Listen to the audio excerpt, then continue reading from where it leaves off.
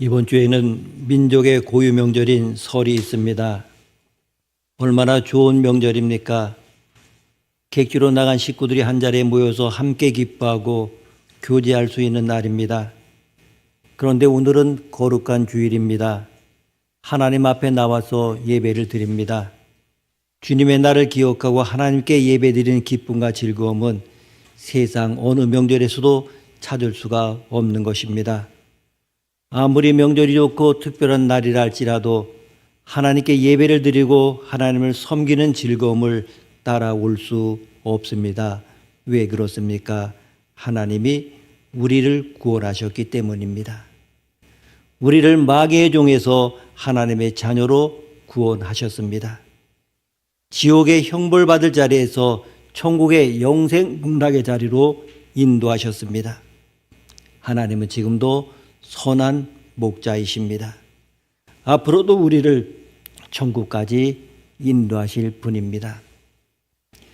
우리나라는 그 절기가 신정과 구정이 있어서 참으로 좋은 것 같습니다.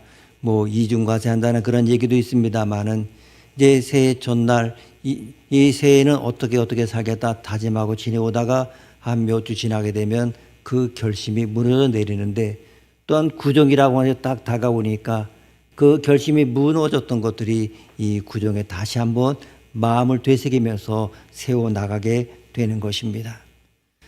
사람은 누구나 새해를 맞이하게 되면 내가 새로운 사람이 되어야겠다, 또 새로운 일이 생기기를 소망하면서 새해를 맞게 됩니다. 이제 좀 더 새로운 각오를 하고 신앙생활도 잘하자, 좀 더 저 직장에 성실하자, 그리고 가정에는 충실한 내 책임을 다하자, 이런 결심하면서 새해를 보낸 지가 3주간이 지났습니다. 혹시 여러분께서는 작년이나 지금이나 같다라고 생각하시는 분들이 계십니까? 아니면 오히려 작년보다 더 못해 하는 분들도 계실 수 있습니다. 지금 코로나 때보다도 더 힘들다고 이렇게 이야기합니다.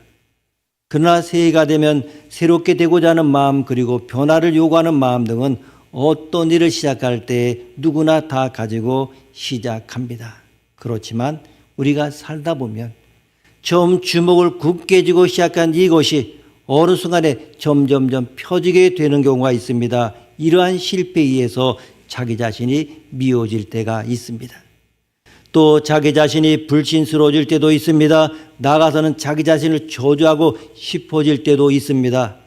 여러분, 그러나 이런 상황에 떨어졌다 할지라도 우리는 실망할 필요가 없습니다. 왜냐하면 만약 이러한 지경에 떨어진 상태에서 이러한 일이 되어진 원인이 바로 나에게 있다고만 솔직히 발견된다면 절망할 필요가 없습니다.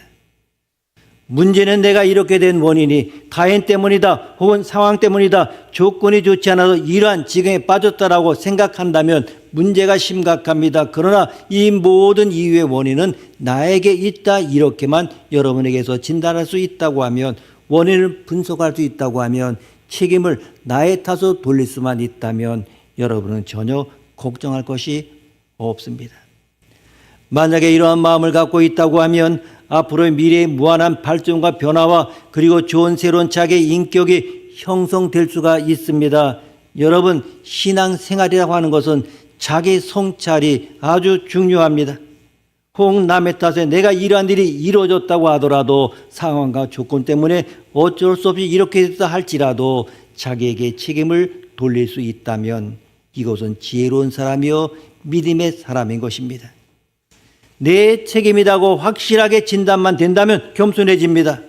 겸손해지면 하나님 앞에 나아갈 수 있게 됩니다. 내가 겸손해져서 하나님 아버지, 이 모든 일이 나 때문입니다라고 무릎을 꿇기만 한다면 하나님께서 여러분에게 역사하는 큰 역사가 있게 되는 것입니다. 이것이 바로 우리 그리스도인의 지혜요, 이것이 바로 하나님 자녀된 자의 지혜라고 하는 것입니다. 지혜라고 말하면은 먼저 떠오르는 사람이 있습니다. 아마 여러분도 그 사람이 떠오를 것입니다. 솔로몬입니다. 솔로몬, 그는 왕이 될 큰 위협을 앞에 두고 있습니다. 그가 가만히 생각해 봅니다. 내가 왕이 된다. 내가 이 어린 나이에 왕이 되면 이 많은 하나님의 백성 이스라엘을 어떻게 다스릴 것인가 스스로 생각해 보았습니다. 그는 아무리 생각해도 내가 왕으로는 훌륭한 제목이 되지 못함을 발견하게 됩니다. 겸손해졌습니다. 그래서 하나님 앞에 나아갔습니다. 하나님 앞에 일천 번제를 드리면서 하나님, 나는 하나님으로부터 큰 위협을 은총으로 받았습니다마는 나는 그 일을 성실하고 원만하게 해결할 수가 없습니다. 나를 왕으로 택하시는 여호와 하나님 아버지, 나에게 지혜를 주시옵소서. 여러분, 그는 지혜를 구하기 전에 지혜로운 사람이었습니다. 자기의 무능을 알고 자기 문제를 하고 자기의 어디 부분이 약함을 아는 사람이었기 때문입니다. 이때 하나님께서 구하는 바가 마음에 합하여서 구하지 아니한 부귀 영화도 주셨다고 이렇게 성경은 분명히 기록하고 있습니다. 솔로몬이 하나님의 뜻을 이루기 위하여 지혜를 구했을 때 구하지 아니한 것까지 주시는 좋으신 여호와 하나님 아버지십니다.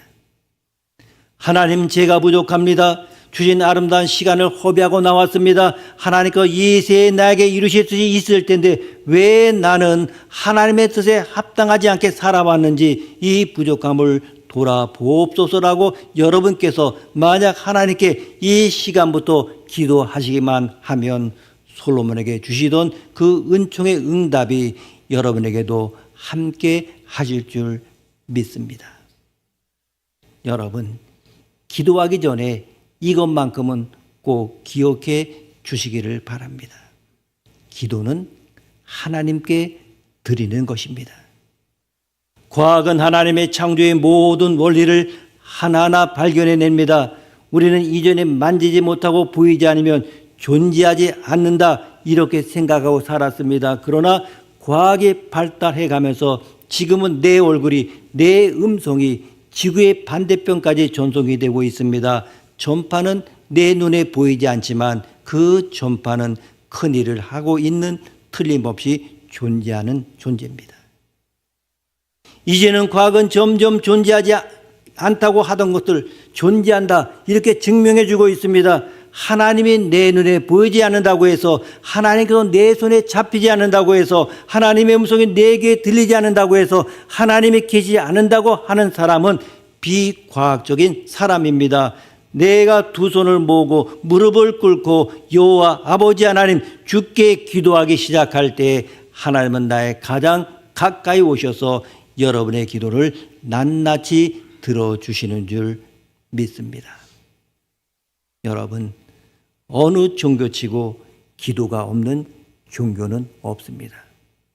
힌두교, 회교, 불교, 기타 샤머니즘까지 다 기도가 있습니다. 어쩌면 저급한 종교면 종교일수록 기도를 더 강하게 강조하는 것을 볼 수 있습니다. 그런데 타 종교가 말하는 기도와 성경에 말하는 그 기도에 다른 점이 하나 있습니다. 그것은 무엇인가 하면 타 종교는 그 이루어짐이 자기의 신령성, 기도의 분량, 그리고 또한 기도하는 지성에 의해서 기도가 이루어진다, 이렇게 생각합니다. 그러니까 기도의 응답이 자기에게 있다고 보는 것입니다. 그러나 이 성경이 말하는 기도는 기도의 응답의 원인이 나에게 있지 않고 하나님께 있다고 가르쳐주고 있습니다. 우리가 왜 기도합니까? 하나님께서 기도하라고 하는 말씀이 있었기 때문에 기도하게, 말씀에 근거해서 기도하고 하나님 구하면 주신다고 말씀했기 때문에 일방적으로 우리에게 언약에 주셨기 때문에 우리가 그 언약에 근거하여 기도하기 때문에 하나님께 응답의 원인이 있다는 것입니다. 여러분, 우리는 또한 알아야 합니다. 하나님이 어떤 분인가를 내가 지금 기도하면 받으시는 분이 누구인가를 알아야 됩니다. 그분은 사랑의 하나님이십니다. 오늘 말씀은 우리에게 잘 알려진 익숙한 본문입니다. 그렇지 않습니까? 구하라, 찾으라, 두드리라, 그리하면 얻어질 것이요, 열릴 것이요, 그리고 찾아질 것이다. 기도에 관한 교훈 중에서 최고봉이라 해도 틀린 말이 아닐 것입니다. 우리는 이 본문이 마태복음에서 어느 위치에 있는지 이해를 할 필요가 있습니다. 산상설교급 무렵의 중간 결론격으로 이 본문이 배치되어 있다는 사실을 놓쳐서는 안 됩니다.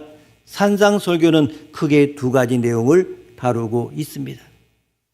우리에게 어떻게 살라는 명령보다는 하나님이 우리에게 어떤 분이신가, 우리는 그분의 성품과 자비를 어떻게 닮아가야 할 것인가, 이 두 가지 큰 줄기가 5장에서부터 쭉 흘러나옵니다.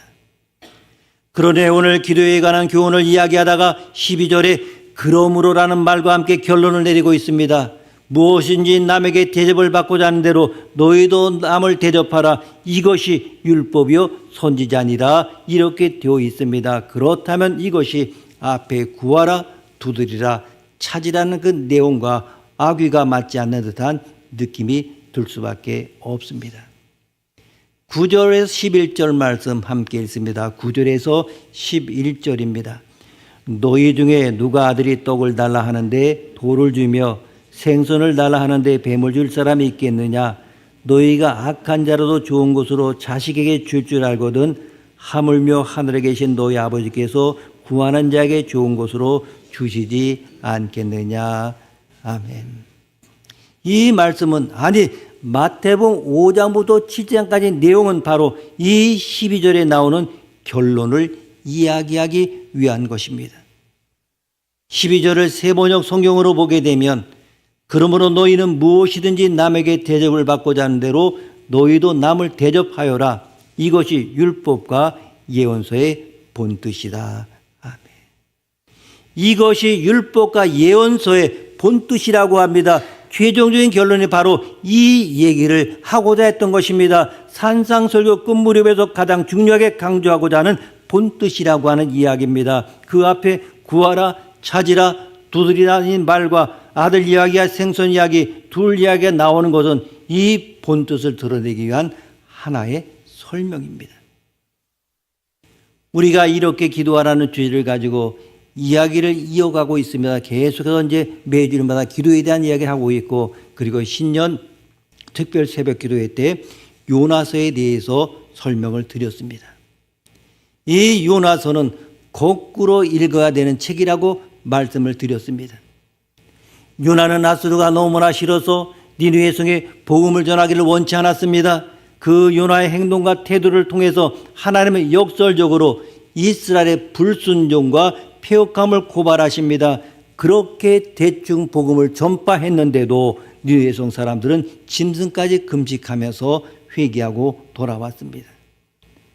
그런데 요나를 대표로 하는 이스라엘 백성들은 본 백성이면서도 말을 듣지 않았습니다. 그렇듯이 오늘 본문도 사실은 거꾸로 읽어야 합니다. 기도가 사실은 주된 메시지가 아닙니다. 기도라고 하는 형식을 빌려서 무언가를 말씀하시고자 하는 것입니다. 그렇다면 예수님께서는 기도라고 하는 형식을 통해서 어떤 가르침을 우리에게 주시고자 하시는 것입니까? 우리가 하나님 앞에 어떤 사연이든지 문제를 안고 가지고 나아갈 때는 어떤 내용을 가지고 나아가는 것도 중요하겠습니다마는 그 행동과 태도 자체가 하나님을 아버지로 대접을 하는 것입니다. 그것만큼 확실한 가르침은 없습니다. 우리가 부족하든지 연약하든지 모자라든지 삶의 문제를 가지고 하나님 앞에 기도라는 형식을 빌려서 나아가는 행동과 태도 자체가 대상이신 하나님을 아버지로 대접하는 최고의 태도인 것입니다. 이것은 아버지는 아들과의 상대 개념입니다. 하지만 예수님의 이론을 따르자면 동질의 개념입니다. 당시 팔레스틴 사람들의 문화의 한편에는 달라고 하면 당연히 대접해야 할 의무가 있는 것이라고 여기는 의식이 있었습니다. 만약에 그것을 대접하지 못하면 이것은 마을의 수치라고 여겼습니다. 그건 누구든지 한밤중이라 할지라도 아이가 잠들었다거나 문이 닫혔거나 하는 핑계를 댈 수가 없었습니다. 당시 문화 속에서 할 수 없는 핑계입니다. 우리 아이가 지금 자고 있다고 해도 깨서 울든지 말든지 손님이 온다면 대접을 해야 했습니다. 그것이 당연시되던 문화와 관습이 있었습니다. 그러니까 손님 대접이 얼마나 중요한 문제인지를 이해할 필요가 있습니다. 이 이야기를 왜 설정했는가? 만약에 손님을 대접하자면 어떻게 됩니까? 수치를 당한다고 하는 그러한 개념입니다. 그러기 때문에 손님은 아주 뻔뻔스럽게 요구를 하는 것입니다. 그럼 한번 생각해 봅니다. 여러분이 누구에게 가서 정말 뻔뻔스럽게 요구를 해야 한다면 그럴 수 있는 관계는 누구와 누구의 관계입니까? 집에서 보면 금방 알 수가 있습니다. 자녀들이 마치 무언가를 맡겨놓은 것처럼 달라고 요구하지 않습니까? 그것이 왜 가능합니까? 아버지와 아들이니까, 아버지와 딸이니까 그것이 가능합니다. 지금 예수님이 사실은 그 이야기를 하는 것입니다. 요구할 수 있는 당연한 관계라는 것입니다. 누구와 누구의 관계라고 말하는 것입니까? 바로 우리가 하늘 아버지께 그렇게 할 수 있다, 이렇게 말하는 것입니다. 나는 모든 필요가 사소하거나 절실한 것들을 막론하고 마땅하고 당연하다면 당연히 누구에게 구해야 하겠습니까? 만약에 우리 자녀들이 아버지가 시퍼렇게 살아있고 능력이 되는데 등록금이나 용돈을 계속 옆집 아저씨한테 가서 달라고 부탁을 하고 아내도 계속 옆집 아저씨한테 핸드백 좀 사달라고 한다면 아버지는 뭐가 되겠습니까? 정상이라면 필요가 생길 때 아버지 제가 이것이 필요합니다라고 당당히 요구해야 할 것입니다. 이런 행동이 참으로 뻔뻔스러운 것 같습니다. 그런데 이것은 곧 누구를 누구로 대접하는 것입니까? 바로 아버지를 아버지로 대접하는 것입니다. 아버지를 아버지로 대접하는 것만큼 가장 그분에게 권위와 능력과 존귀와 영광을 돌리는 태도는 없습니다. 기도라고 하는 것은 가장 적극적으로 그분을 그분으로 대접하는 태도입니다. 여러분 맞습니까? 맞습니다. 예수님도 그 십자가를 지어하는 그 대속의 사역을 무엇으로 준비하셨습니까? 아버지께 기도로 준비하셨습니다. 아버지여 나를 영원하게 해주십시오. 나에게 다가오고 있는 이 죽음의 잔을 잘 감당할 수 있도록 저 좀 도와주십시오라고 기도하셨습니다. 도대체 어쩌하려고 그럽니까? 소소하고 사소한 것을 가지고 그것이 맞고 틀리고를 판단한 것은 나중 문제입니다. 분명 틀릴 수도 있습니다. 그것은 여러분이 판단할 문제가 아니라 우리 아버지께서 알아서 걸러내실 일입니다. 우리는 무조건 살아계신 하나님 아버지께 나가서 눈물을 흘리든 콧물을 흘리든지 모든 필요를 그분께 구해야 합니다. 응답이 되고 안 되고의 문제가 아닙니다. 맞고 틀리고의 그 문제가 아닙니다. 그 행동 자체가 바로 하나님을 아버지로 인정하는 태도라고 하는 것입니다. 기도는 하나님이 우리에게 어떤 아버지인가를 배우는 자리입니다. 그렇게 하나님 앞에 나온 백성들에게 하나님은 어떤 것을 보여주십니까? 잘 왔구나. 많이 힘들지? 너의 고통과 눈물을 다 들어줄게 하시는 이런 응답의 영역도 있습니다. 우리는 사실 그것을 바라고 있지 않습니까?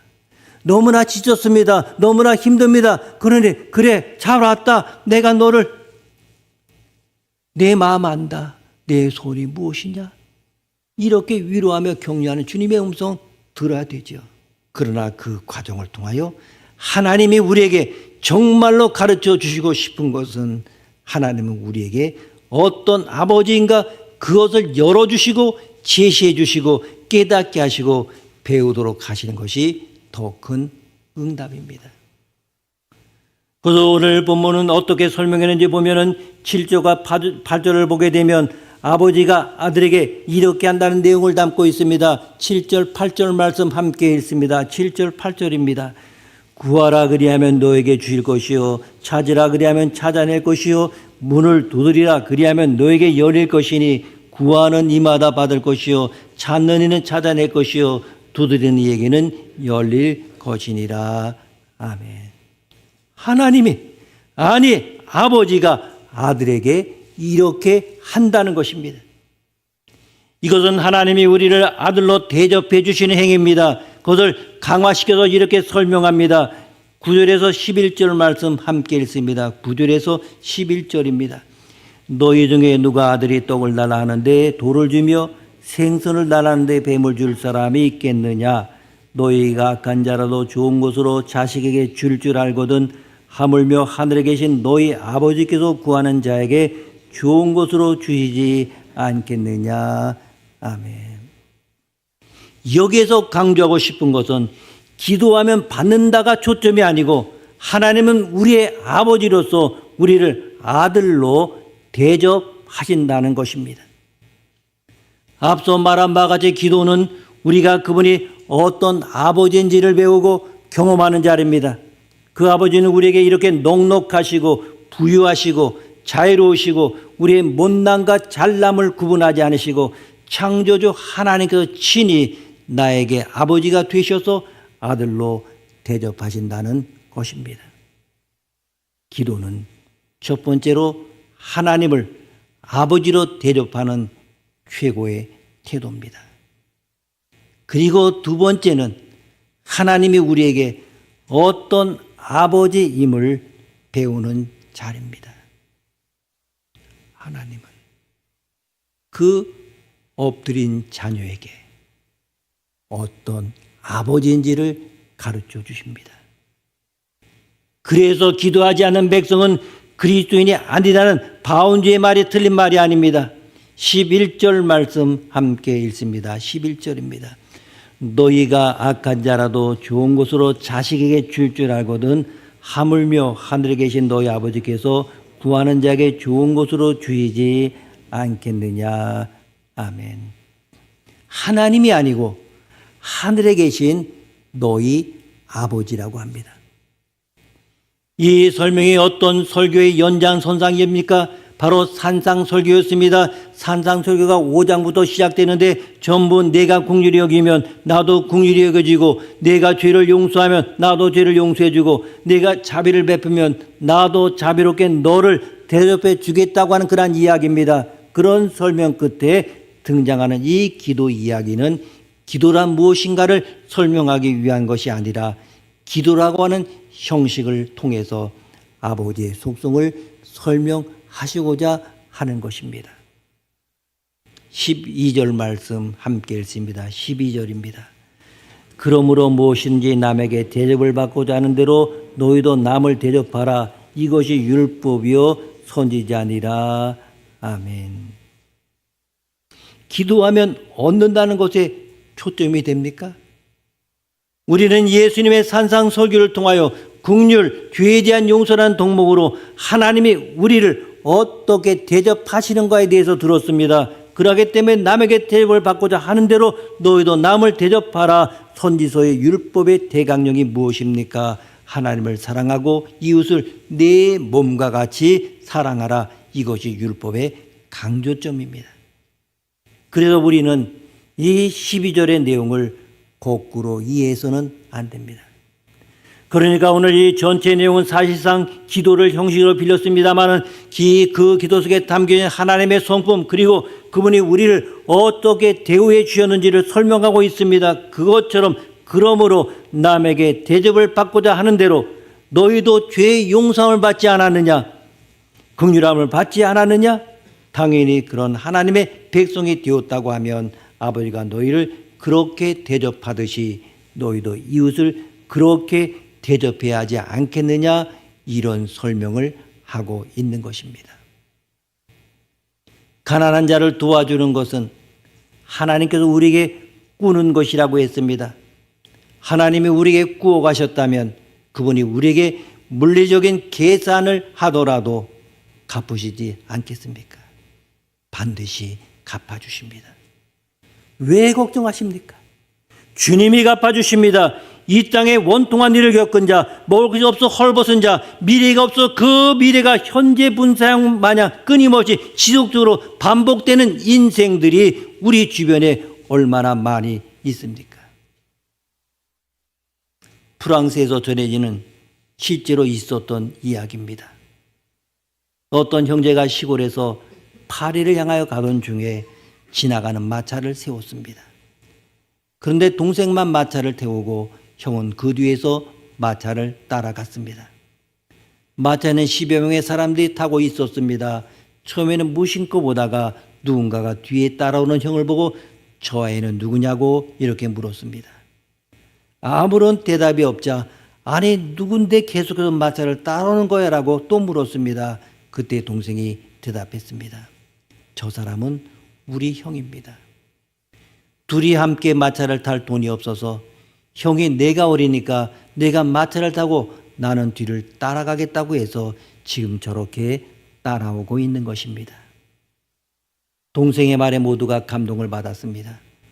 마차에 타고 있던 그 사람들이 돈을 모아서 그 형을 태웠고 그 형제는 파리에 도착하고 난 다음에 성공해서 잘 살았다는 이야기입니다. 형제의 사랑이 얼마나 아름답습니까? 먼저 섬기면 반드시 섬김을 받습니다. 가족, 교인, 사회에서 먼저 섬기는 사람이 되어야 합니다. 섬김이 보여지고 나타나야 합니다. 대접하는 사람이 행복하고 축복받고 사랑받습니다. 하나님이 도와주시기 때문입니다. 하나님을 믿고 섬기는 사람이 됩시다. 반드시 큰 복을 받습니다. 기도는 사실 우리를 어느 자리로 이끌어내는 결단의 통로입니까? 이웃 사랑의 삶을 사겠다는 결단이 기도의 궁극적인 목적이 되어야 한다는 말입니다. 그런 결단이 없는 기도는 어떤 기도입니까? 팀 켈러가 말하기를 기도가 너무 내면의 세계로 들어가면 신비주의에 빠진다고 경고했습니다. 기도의 균형을 잡는 데 필요한 말이라고 생각합니다. 동양의 종교는 자꾸 내면과 심리적인 쪽으로 기도를 몰고 가는 경향이 있습니다.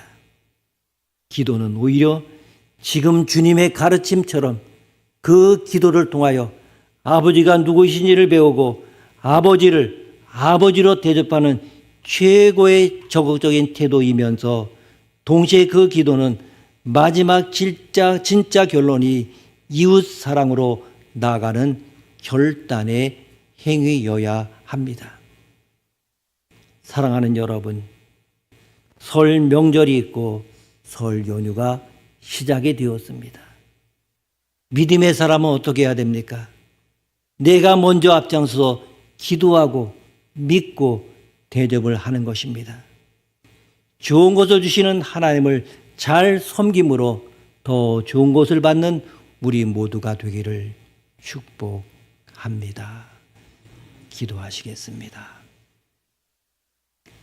하나님 아버지, 기도를 통하여 아버지가 누구이신지를 배우고 아버지를 아버지로 대접하는 최고의 적극적인 태도임을 가르쳐 주시니 감사합니다. 동시에 그 기도는 마지막 진짜 결론인 이웃사랑으로 나아가는 결단의 행위가 되도록 우리 삶을 인도하시며 하나님을 믿고 온전히 섬기는 사람이 되게 하옵소서. 존귀하신 예수님의 이름으로 기도드립니다. 아멘.